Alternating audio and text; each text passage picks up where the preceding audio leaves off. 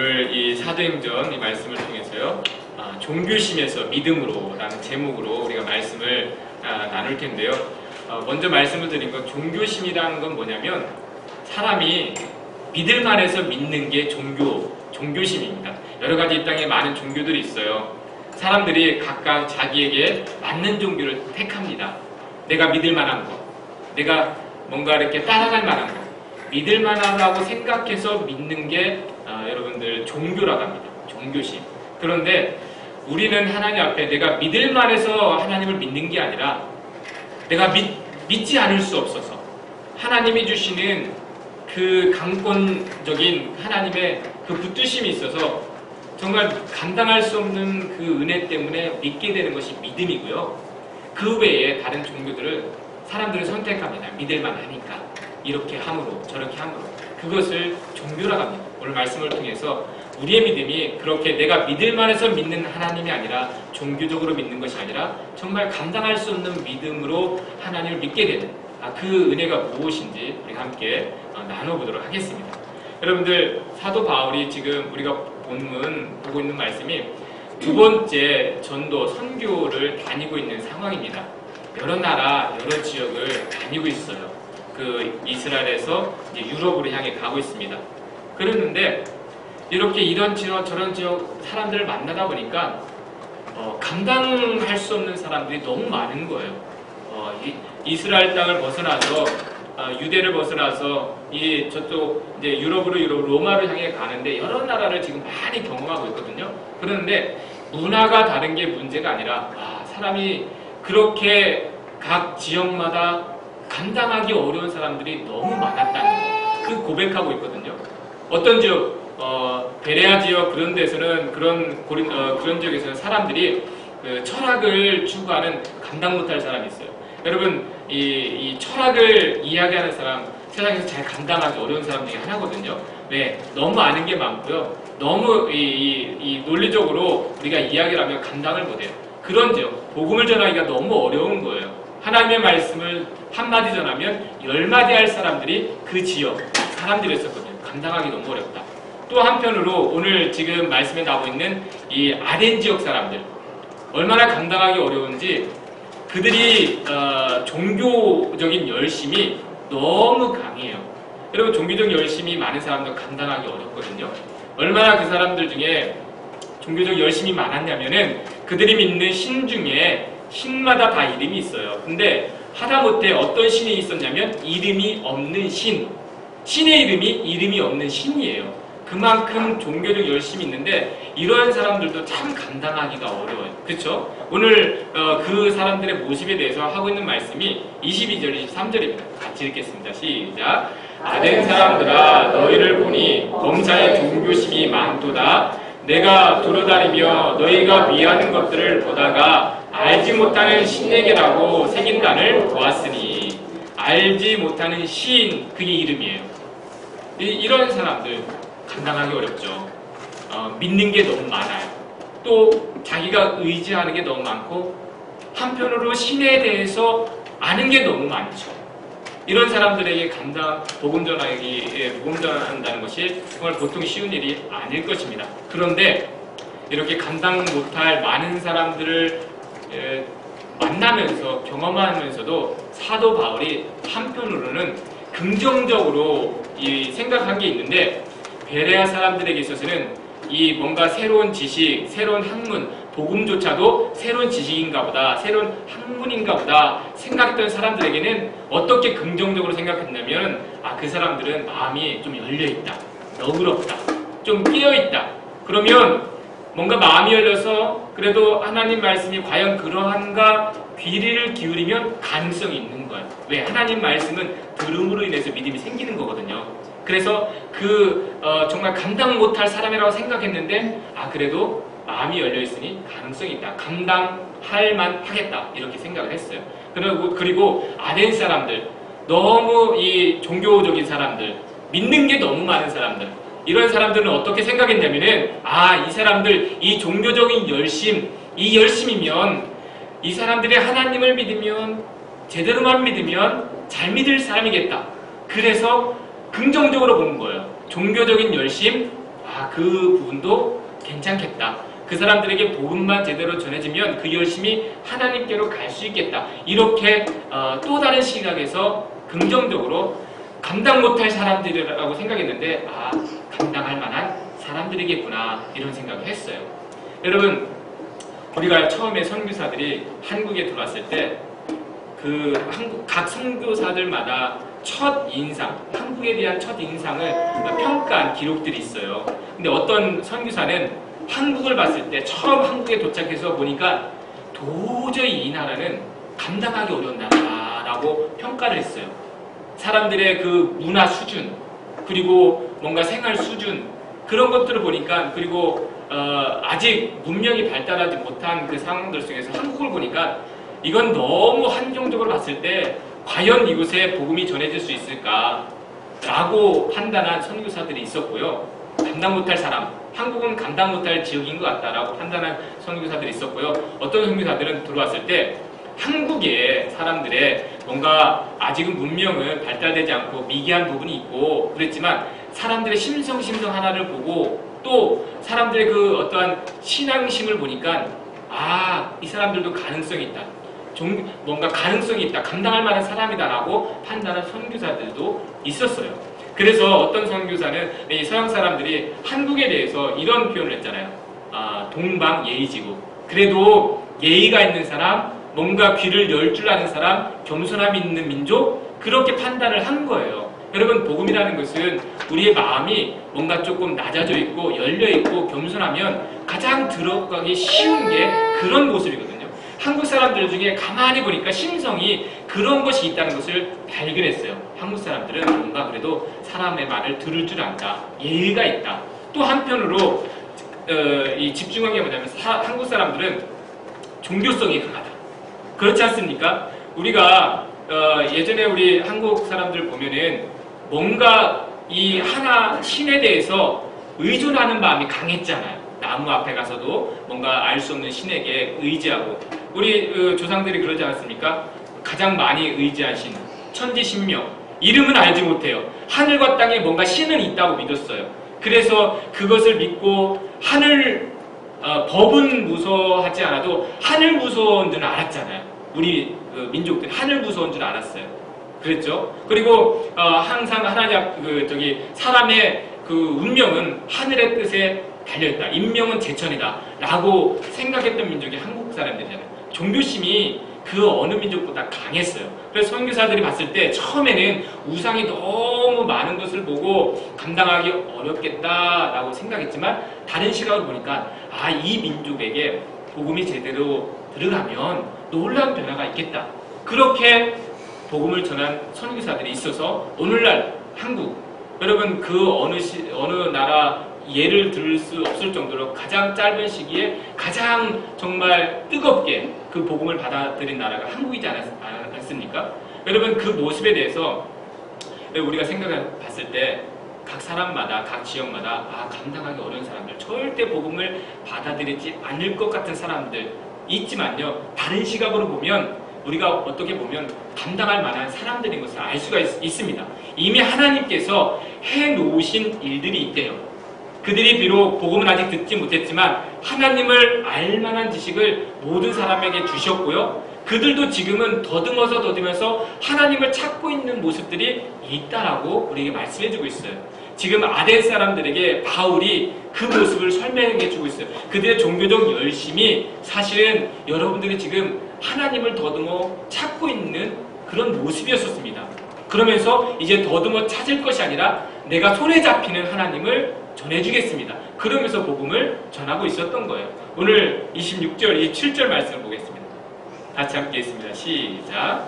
그들의 연대를 정하시며 거주의 경계를 한정하셨으니 이는 사람으로 곧 하나님을 더듬어 찾아 발견하게 하려 하심이로되 우리 각 사람에게서 멀리 계시지 아니하도다. 여러분 그런 거죠. 사람들이 아무리 하나님은 몰라도 하나님은 아직은 인정하지 못해도 자기 안에 부인할 수 없는 한 가지, 모든 사람에게는 한계가 있다는 것. 하나님이 정하신지 안 정하신지는 아직 모르지만 그 연대가 한정되어 있다는 것, 삶의 자리가 한정되어 있다는 것은 부인할 수가 없어요. 그리고요, 또 각각 삶의 자리에서 뭔가 의지하고자 하는 마음이 있잖아요. 이 아덴 사람들처럼 뭔가 신을 찾고자 하는 그 모습들, 그게 지금 하나님을 더듬어 찾고 있는 그 모습인 것을 우리에게 말씀해주고 있습니다. 여러분, 우리 오늘 말씀에서도 그렇죠. 우리가 호흡하는 거, 우리가 기도하는 거, 그 자체가 여러분 하나님이 우리에게 그러한 것을 주신 분이 있다는 것을 부인할 수 없는 증거라는 것입니다. 우리도 알고 있죠. 우리가 지금 이 순간 호흡하는 거, 기도하는 거, 이것이 다 하나님으로부터 주어진 이 은혜라는 것을 우리는 고백하고 있습니다. 하지만 그것을 아직 고백하지 못하고 있는 사람들에게 증거하는 것이 복음인 거. 여러분 호흡하고 있는 거, 기도하고 있는 거, 여러분들이 의지하는 거, 의지해야 될 분이 바로 지금 전하고 있는 하나님이십니다. 그런 그 메시지를 통해서 바울이 지금 복음을 전하고 있습니다. 여러분들 이 말씀들을 생각해보면 그때는요, 그래도 감당할 만 했다라고 우리가 말할 수가 있습니다. 바울이 전도할 때 그 사람들 정말 감당하기 어려웠던 사람인 것 같지만 그래도 감당할 만 했다. 왜? 적어도 그 사람들은 종교성이 있었거든요. 종교적인 열심이 있었거든요. 예전에 우리 한국 사람들 정말 환경적으로 너무 복음 전하기가 어렵다고 했는데 그래도 그때는 감당할 만 했다라고 우리가 말할 수가 있어요. 왜? 종교적인 그 열심이 있었거든요. 종교성이 있었어요. 그러는데요, 오늘날 우리가 살아가지 않습니까? 그 당시와 다른 오늘날 삶을 살아가는데 여러분 오늘날 우리가 살아가는 세상은요, 감당하기가 너무 어렵습니다. 감당하기가 어려워. 이 세대를요. 왜 그런지 아십니까? 여러분 오늘날 사람들은요, 하나님에 대하여 관심을 가질 만큼 종교적이지도 않고요, 그리고 사람의 말을 잘 들어줄 만큼 마음이 열려있지도 않아요. 그래서 오히려 보기에는 아무 문제가 없는데 감당하기 더 어려운 세대가 저와 여러분들이 살아가는 오늘날 세대입니다. 오늘날 사람들은요, 어떤 사람이 많냐면은 신의 존재를 아예 인정하지 않는 무신론자들이 많아요. 여러분 그래도 하나님은 모르지만 신을 의지하고 있는 사람들은 하나님을 알면 또 알아갈 수 있는 확률이 더 많아요. 근데 신 자체를 인정하지 않는 사람은 과연 그러한가라고 들어볼 여지가 없어요. 여지를 안 둡니다. 신에 대해서 증거하려고 할 때. 무신론자죠. 오늘날 그 세대에, 그 시대에 우리가 살고 있어요. 신의 존재 자체를 부정하고 거부하는 사람들. 여러분 얼마 전에 이 기독교 국가라고 일컬을 수 있는 필리핀 대통령 두테르테 대통령이 이런 말을 했어요. 여러분들 뉴스를 보신 분들 아시겠지만, 만일 하나님이 살아계시다는 증거를 내게 보여주면 내가 지금 당장 대통령직에서 사임하겠다. 여러분 필리핀이요, 80%가 캐톨릭이고 10%가 기독교고, 말 그대로 기독교 국가라고 할 수가 있어요. 그 나라의 대통령인 사람이에요. 그런데 뭐라고 말했냐면, 하나님과 살아계신 거 셀카도 찍어오면 내가 대통령직에서 물러나겠다. 저희 그 말을 듣고 정말 깜짝 놀랐어요. 아무리 요즘 막말하는 대통령들이 많다고 하더라도 적어도 뭔가 이렇게 상식 있는 사람이면, 대통령이면 본인이 안 믿어도 그런 말을 할 수가 없잖아요. 그렇죠? 요즘 각 나라마다 정말 감당 못할 대통령들 때문에 고민이 다 많은 것 같아요. 이것저것 정말 감당할 수가 없어요. 지도자들에 대해서. 여러분 이게요, 한 사람의 생각이 아니라 대통령의 생각이 그러하다면 일반 국민들, 일반 사람들에는 이게 보편화된 거예요. 신 자체를 부정합니다. 신이 증명되면 믿겠다는 말은, 신을 보면 믿겠다는 말이 아니에요. 신은 존재할 수가 없다라고 생각하기 때문에 그렇게 조롱하는 겁니다. 부정하는 거예요. 오늘날 세대에 우리가 정말 다른 그 어느 때보다도 감당할 수 없는 이 무신론자들이 많아진 시대에 저와 여러분들이 살고 있어요. 여러분 한국이요, 무신론자 비율이 52%라고 비율이 이제 조사 결과가 나왔습니다. 여러분 예전에는 그래도 뭔가 불교를 믿든 기독교를 믿든 이렇게 하면 막 70% 이렇게 종교를 가지고 있다고 나왔는데 요즘 통계에 의하면은 52%가 무신론자, 신을 믿지 않는다, 종교가 없다라고 말하는 사람들이 이렇게 대부분입니다. 그래서 한 월간지에 이렇게 나왔더라고요.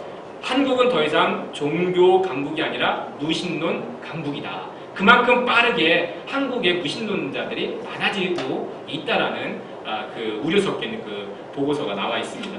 여러분들 이러한 시대에 정말 더 감당하기 어려운 시대에 우리가 믿음을 가지고 살아가고 있는데 우리는 어떤 믿음으로 오늘날 이 세대를 감당하고 있는가? 우리가 이 말씀을 통해서 생각해 볼 필요가 있습니다. 여러분 신은 없다라는 말보다 더 강한 부정이 어떤 말이냐면 신은 죽었다라는 말입니다.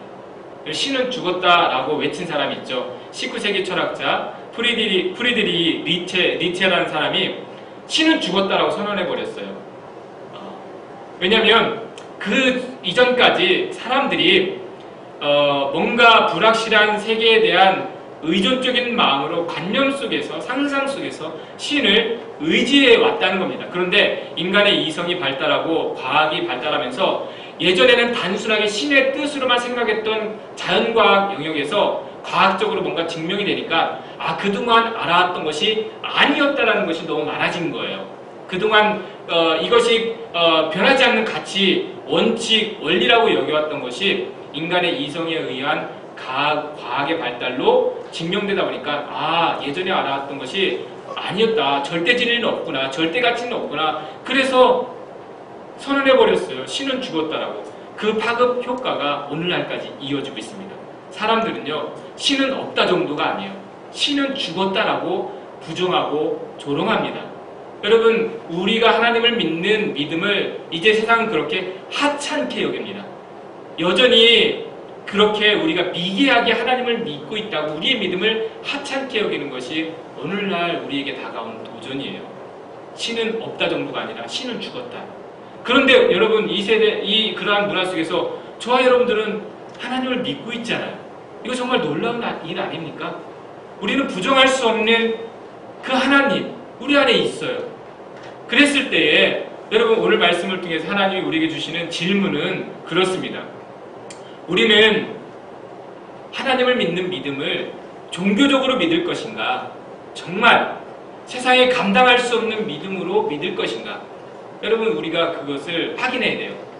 우리가 종교적으로 믿는 믿음이 될 수가 있습니다. 종교적으로 믿는 하나님은 뭐냐면 내가 믿을 만해서 믿는 하나님이 종교적으로 믿는 거예요. 내가 믿을 만하다고 생각하는 거. 내가 이와 같이 행함으로 믿음이 있다고 생각하는 거. 이게 종교적으로 믿는 거예요. 종교적인 거 항상 그래요. 내가 행한 만큼, 내가 이것을 행함으로, 내가 이것을 했으므로 나는 이와 같이 믿음이 있다. 나는 믿는 자다. 이게 종교적으로 믿는 거예요. 자기가 감당할 만큼 믿는 거. 여러분 우리의 믿음은요. 내가 감당할 만해서 믿는 게 하나님에 대한 믿음이 아니에요. 우리의 믿음은 뭐냐면 내가 감당할 수가 없어요. 또 그 믿음을 세상이 감당할 수가 없어요. 그래서 믿는 게 우리의 믿음입니다. 우리가 붙들어야 될 믿음이.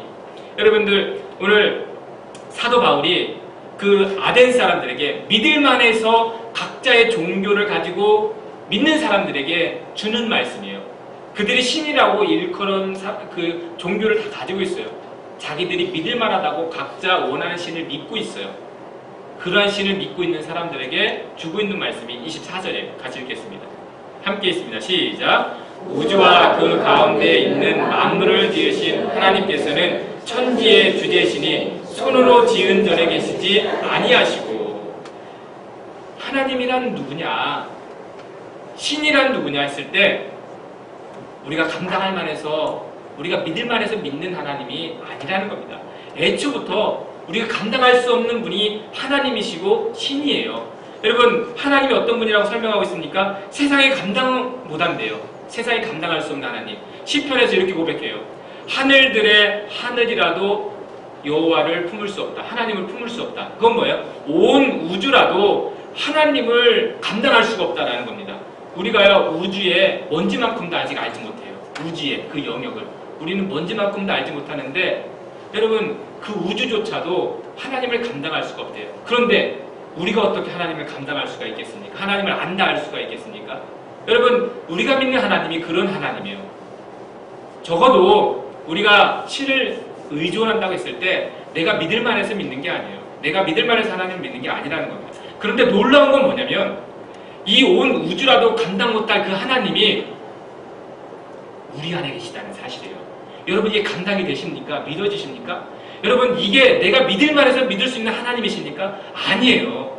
믿음은요 내가 믿을 만해서 믿는 하나님이 아니에요. 우주도 품을 수 없는 그 하나님이 내 안에 계셔요. 이거는 처음부터 끝까지 믿음이라는 건 내가 감당할 수 있는 게 아니에요.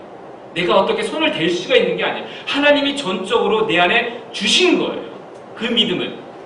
우주도 품을 수 없는 하나님이 내 안에 계신다는 거.